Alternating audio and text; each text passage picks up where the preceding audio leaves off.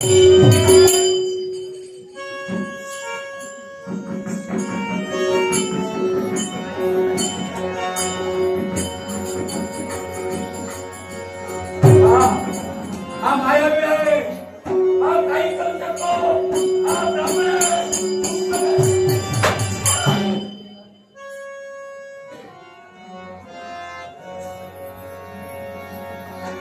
बदलला,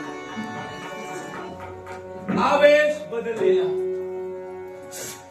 नजर घाबरले, अंग थरथरते.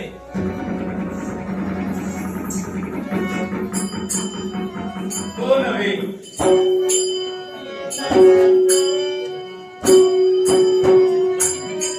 आशीर्वाद. दोन्ही हातांना नमस्कार केला, दोन्ही हातांना आशीर्वाद. आपण कोण? यक्ष प्रश्न, आपण कोण? अरे वा, म्हणजे ही वेगळी आहे. तू स्त्री आहेस. याच्यापूर्वी कित्येक स्त्रिया पाहिल्या, पण तू माघारी गेला, तू बुडालीस. मी कोण हा प्रश्न तू विचारला. मी याच्यापूर्वी असं चित्र कधी पाहिलं का? मी प्रथमच आपल्याला आमच्या आश्रमीत पाहते. मला जे पाहत आहेत ते प्रथमच पाहत. कारण शंका उत्पन्न हे चित्र थोडं विचित्र दिसतंय, पण हे चित्र मुख्य चित्र आहे. आपली पण या ठिकाणी मी काय आणि कशासाठी आहे? मला तोच विचार पडला. कारण रणसंग्राम पेटला होता, युद्धात माघार घेतली त्या भारतध्वजानं. पुण्यात तू आलीस. तुझं नाव काय? हे सौंदर्य, या सौंदर्य मागं लपलेलं नाव काय? या प्रसंगी नाव विचारण्याची गरज आहे. कारण तुझा मला परिचय हवा. जिथं परिचयाची गरज नसते तिथं मी नाव विचारत नाही. आता मी नाव विचार. नाव माझं पैठणी. नाव काय? नाव काय? पैठणी. पैठणी. हो, पैठणी आले. पैठणसा. आमच्या नसा कोरड्या पडू लागल्या.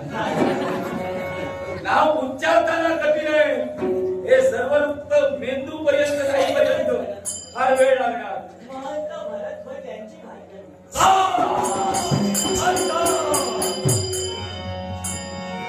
माझ्या शत्रूची भार्या.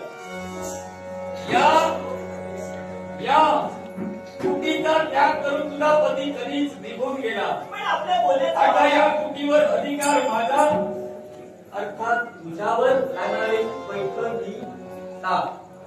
तुझ्यावर अधिकार माझा आहे. माझ्यावर अधिकार आहे. होय. तो कसा? कारण एकच, इथं अधिकार माझा, इथं राहणाऱ्या प्रत्येक व्यक्तीवर अधिकार माझा.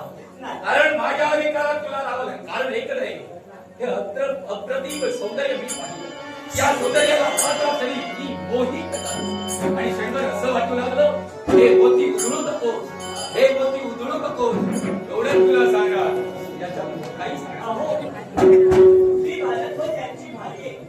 एका पतीचं मी पाणी ग्रहण केलं. त्यामुळे माझं सारं सर्वस्व मी त्यांना अर्पण केले. अर्थात योग्य बोलीस. तू एका पतीचं पाणी ग्रहण केलंयस. मी अद्यापर्यंत ते काही केलं नाही. त्याच्यामुळे तू मला चालू शकतेस. मला त्याचा विचार नाही, मला फक्त माझा विचार आहे. वाकड्या मार्गाने जाऊ नकोस. मग संघर्ष वाढतो. संघर्ष वाढला की वेळ वाढतो. वेळ वाढवायचा नाही, संघर्ष वाढवायचा नाही, फक्त प्रेम करायचं. त्यामुळे ते आपल्याशी प्रेम करू शकत नाही. कारण भरतध्वज यांची भार्य आहे. त्यामुळे आपल्याशी मी लग्नही करू शकत नाही. कारण आर्य स्त्रीनं एकाच पुरुषाचं पाणी ग्रहण करायचं असतं. आणि त्याप्रमाणे मी महत्वाच्या जीवनाची भार्या म्हणून त्याच्या जीवनी वागवण्याचं कर्तव्य करते.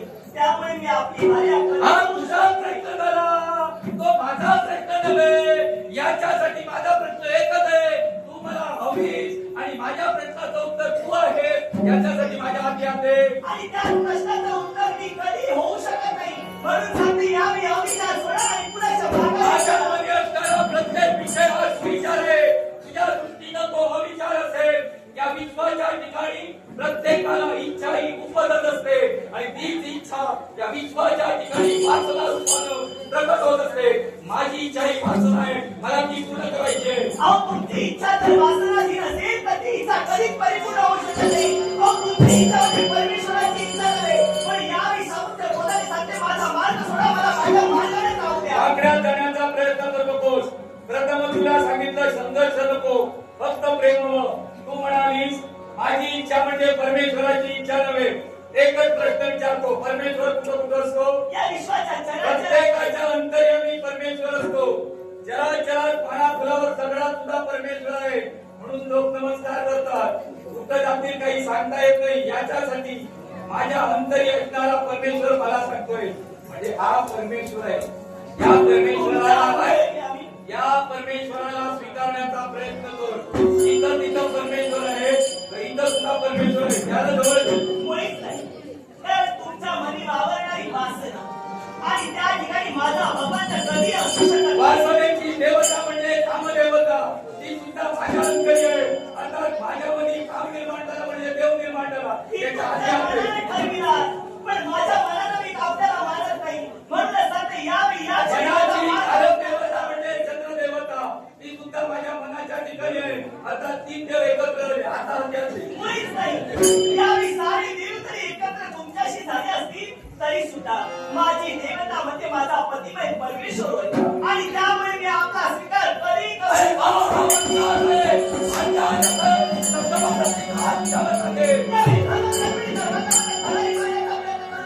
हा तुला कुठेला कधी हात पाडण्यासाठी मी कपेल. कुठेला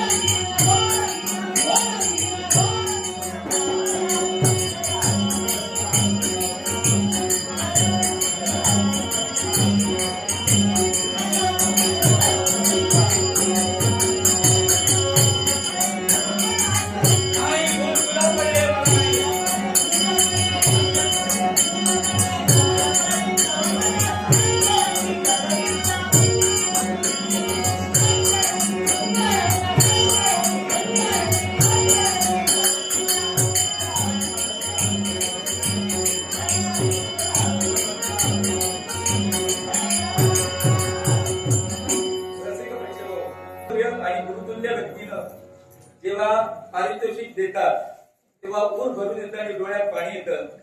मळेवाड गावचे रहिवासी गुरुतुल्य व्यक्ती ज्यांच्या नावातच गुरु आहे असे श्री गुरुनाथ भीमसेन मुळीक यांनी कलाकारांचा गौरव करण्यासाठी लाखोराचं 500 रुपयाचं पारितोषिक दिलंय. रसिक प्रेक्षक सांगताना आनंद अशा गोष्टीसाठी होतो. असे कित्येक रसिक प्रेक्षक आमचे गुरुवारी आहे. जसं सांगायचं झालं तर नेरुळगावचे तेंडुलकर गुरुजी आपल्या समोर सर्वसामान्य स्वरूपात एक अतुलनीय बुद्धिमत्ता असलेली व्यक्ती जमिनीवर बसून नाटक पाहत आहे. हे सुद्धा आमचे मार्गदर्शक आहे. एखाद्या नाटकात एखादा विषय आमचा चुकीचा असेल तर आवर्जून दुसऱ्या दिवशी फोन करून सांगणारे आणि बरोबर काय आहे याची चर्चा करणारे. काल तू काय बोललास ते असंच आहे का, तर कुठे आहे ते मला सांग, एवढी सखोल चर्चा करणारे. रात्री 2:30-3 वाजता फोन करून ही सगळी प्रश्नांची उत्तरे घेणारे आमचे हक्काचे मार्गदर्शक गुरुवर्य. त्याचप्रमाणे हे सुद्धा आवर्जून मार्गदर्शन करणारे. कारण जय हनुमान कंपनीत असताना ब्रह्मसंबंध मुंजा ही भूमिका मी करायचो. त्यावेळी अशीच तलवार कमरेला लावून मी सभेत जायचो. मळेवाडला नाटक असताना या व्यक्तीने नाटक बघितलं. नाटक संपल्यानंतर गाडगेवरची आणि आमचे मुळीक काका एकत्र आले आणि मला म्हणाले ब्रह्मसंबंध म्हणजे हा ब्राह्मण आहे. अर्थात तो ब्राह्मण मेल्यानंतर त्याचा संबंध झालाय. त्याच्याकडे शस्त्र नाही, त्याचे विचार आणि त्याची कृती हे शस्त्र आहे. त्यामुळे याच्या पुढे तलवार रंगमंचावर आणू नकोस. 500 प्रयोग त्या नाटकाचे आम्ही केले. जवळजवळ 150 प्रयोगात मी तलवार वापरली. उरलेल्या प्रयोगात त्यांचा मार्ग अवलंबून त्याची सूचना अवलंबून मी एकाही नाटकात तलवार दिली नाही. त्यावेळी बहुमूल्य गुरुनाथ भीमसेन भुळकामुळे आज त्यांनी माझ्या कलागुणांचा गौरव करण्यासाठी पारितोषिक दिले. तमाम रसिकन प्रेक्षकांसमोर नतमस्तक होऊन गुरुतुल्य व्यक्तीच्या चरणाशी नतमस्तक होऊन आदर करतो. यावर आहे आणि गुणांचा श्लोक बसलो दैवताची जबरदस्ती करणार तर करणार शस्त्राला हाती घेतले. हे महान भाव अंतरी ते हरवे रहे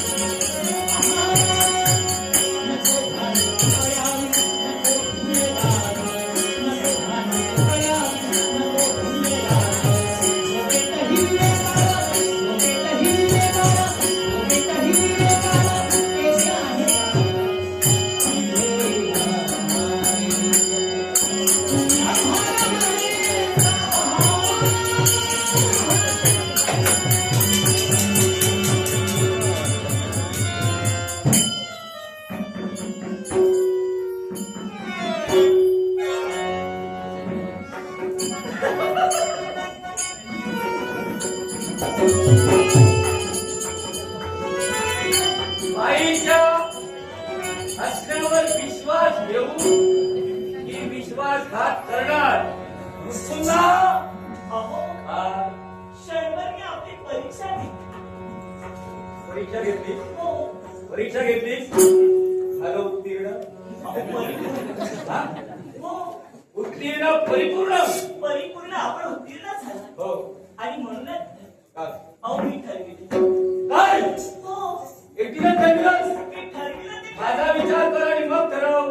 अहो तुमचा तर विचार करत मग होते. इतरांना सांगता येईल आमचं ठरलं म्हणून काय लग्न अहो म्हणूनच तर. काय काय ठरविलं काय ठरविलं काय ठरविलं काय ठरविलं? आपले पराक्रम पाहिजे हा. आणि तेच पराक्रम मला आवडलं अरे वा आणि ते मनाच्या ठिकाणी ठरविलं होतं. हा. असा शूरवीर पराक्रमी जर पुरुष माझ्या नेत्रासमोर आला आणि त्याने जर मला युद्धात हरविलं तर त्यालाच मी माझा पतिमय परमेश्वर मला कल्पना होती कारण तू जेव्हा संघर्ष करत होतीस ना तेवढा आवेश मला दिसला थोडी माझ्याकडे कलून तुझ्या अकलेनं तुझ्या बुद्धीच्या तुझ्यानं माझ्याशी संघर्ष केला पण हे असं होणार हे मला माहित नव्हतं नाही तर शस्त्रच बाहेर काढलं नव्हतं. आता तू माझी एवढा ये ये आता थांबायचं नाही. यालाही कारण आहे. काय? अहो मी तुमची अहो, कारणात या यज्ञाची वाट लागली कारण हे पेटत आहे अहो ते विजू द्या. त्यांच्या आत सुद्धा काहीतरी हृदय आहे अहो तो ते विजला की ते विजलाते विजायच्या वर काय ते ते यज्ञ विजू द्या. आता कशाला रे काय? हो उदराची शांतता नको अहो ज्यांनी यज्ञ आरंभला हा. ते आपल्याला घाबरून पळून सुद्धा म्हणजे गेले. हे माझं झालं हो हे माझं झालं आता साहस आता नाही. काय करणार तू ते सांग. अहो पण आपल्याला पाहता क्षणी मी देहभान विसरून काय? आपले पराक्रम आणि काय ठरविलं देहभान विसर विचार विसरू नको नाही तर आता बोललीस ते नाही म्हणून सांगितलं. अडचणी देईल. मुळीच असं मी सांगणारच नाही. मग? आपली मी परीक्षा घेतली त्या परीक्षेत आपण उत्तरही हे दिलं. झालं परिपूर्ण आणि झालं. म्हणूनच काय? पतिमय परमेश्वर मला हवाय ना तो आपल्यासाठी खऱ्या होत्या असा अल्पाप केश कलेबद्दल काही बोलली नाही अशी कोणाची नाही ती माझी रे प्रथमच पाहिलं ना, तेव्हा आपल्या या देश रचनेवरच मी मोहित. बरेच जण होतात पण ते आता तुला दिसताय उद्या दिसतील मी म्हणलं नसतो केस करा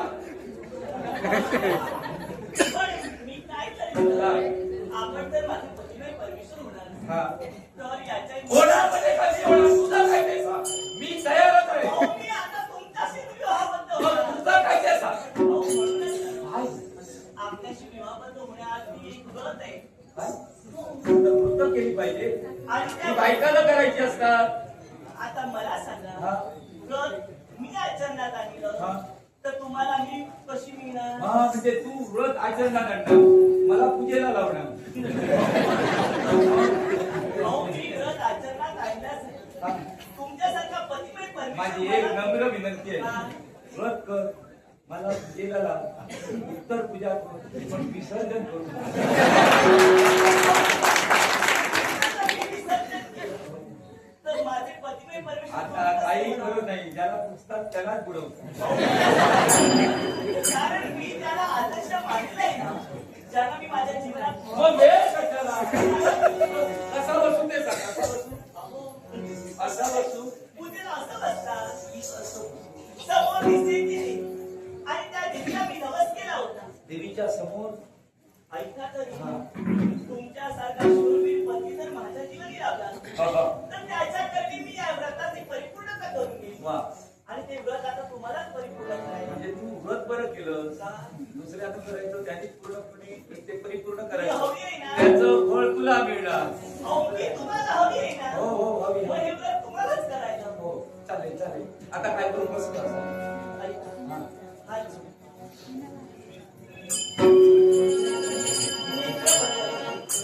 नेत्र असून पाहायचं नाही. करणं असून ऐकायचं नाही. श्वास असून घ्यायचा श्वास असून जर घेतला नाही, तर इथं रांडा लागली. हा म्हणजे उत्वरून फळे नको नको श्वास घेतो मग माझा नवरा काय मी वैधव्याच्या पंक्तीला बसेल. 9 द्वार आहे बाकीची सगळी बंद ही दोन म्हणूनच या आपण व्रताला सुरुवात करतो. आपण बोलायचं नाही. मस्त जोडून फक्त आता मी सांगेन तसंच वागायचं. नक्की वाटलं.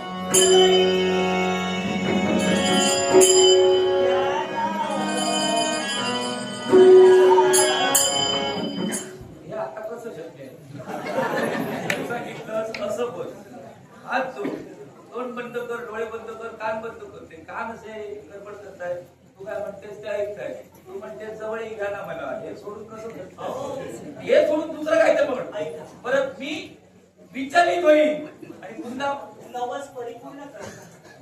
नेत्र उघडून पाहिलं तर नेत्र हे फुटून जात. कर्ण असं नाही केलं तर कर्णही फुटून. मग माझा नवरा आंध्रा आणि नको नको बोल, तू दिसणार नाही बंद केलेले बघ. व्रत अगदी परिपूर्ण आहे.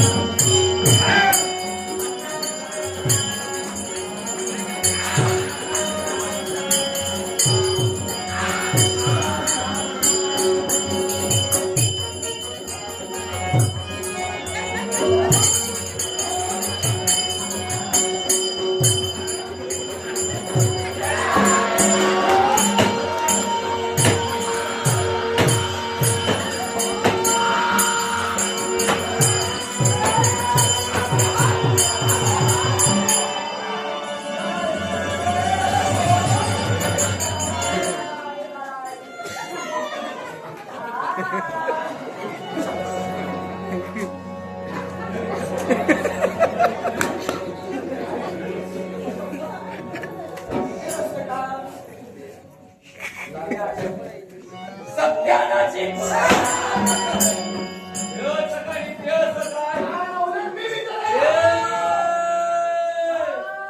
मनाचा भाव उत्तम गतीनं चालू असताना ती गती कुंठित करणारा आणि मनाचा निग्रह संतुलन बिघडवणारा सत्यानाशी पुरुष आहे. अरे तुला कुणाचं कल्याण नको. अरे एक कुठं तरी नजरेसमोर आली होती. तू दाखवतो आणि दाखवत नाही. तुला ते शक्य नाही. तुझं जीवनात आली तर ते अजूनही लक्षात आहे का तुला? मी कधीच काही कुठची गोष्ट विसरत नाही. त्यावेळी आईनं बोट हाती धरलं होतं आणि चालवलं तेव्हापासूनच्या गोष्टी आठवण नाही. पण मला सांग, मला विचारतोय तुला लाज नाही वाटत? माझ्यावर प्रेम करत होती. मध्यंतरी तू आलास. आम्ही ध्यानात होतो. आमची भक्ती पूर्ण झाली होती की मग आमचं लग्न होणार पण होतं. मी असं म्हणतोय ही स्त्री काय ती वापर मिळेल. पण मला सांग, त्या मित्राला शब्द दिलास, ज्यावेळी त्याला गरज पडेल, ज्यावेळी तो संकटात सापडेल, त्यावेळी तू त्याला मदत करणार. म्हणजे स्वतःच्या विचारापेक्षा मित्राचा विचार ज्याला केला तो सर्वश्रेष्ठ ठरला. काय करतोय? हा मित्र धरून त्याला यश मिळालं, म्हणजे त्याला तो मणिरा हवा होता, त्याला तो मिळविला. मग यश मिळालं तर तुला अडचण काय? तुला सगळीकडे धाग लावायची आहे की काय? मला अडचण नाही. आता तुझ्या मित्राला अडतोय. गरुडच्या मणिनागाला घेऊन गेलाय खरा, पण शंभू महादेवानी आपल्या वाहनाला म्हणजे नंदीच्या माथी जबाबदारी देऊन तो संकटात सापडणार आहे. नंदीच्या कार्याबद्दल शंका नको. आता नंदीचं काम सुरू झालेलं आहे. त्याला बंदी घालता उपयोगाची नाही. तुझी आणि माझी धुंदी कोण कसं उतरवेल काही सांगता येत नाही. नंदीला आपलं काम करू दे. पण नंदीला जर काही यश मिळालं तुझं मित्राचं काळ काय झालं? तुझा मित्र संकटात सापडणार आहे. काय केलं त्याचा? हा वैकुंठीच्या ठिकाणी तुझा मित्र हा संकटात सापडला. तेव्हा मी म्हटलं वेळ काढतो वैकुंठापर्यंत जा. वैकुंठापर्यंत जायचं. माझ्या मित्राची सुटका करायची. मिळालं तर नंदीला व्यसन करायची.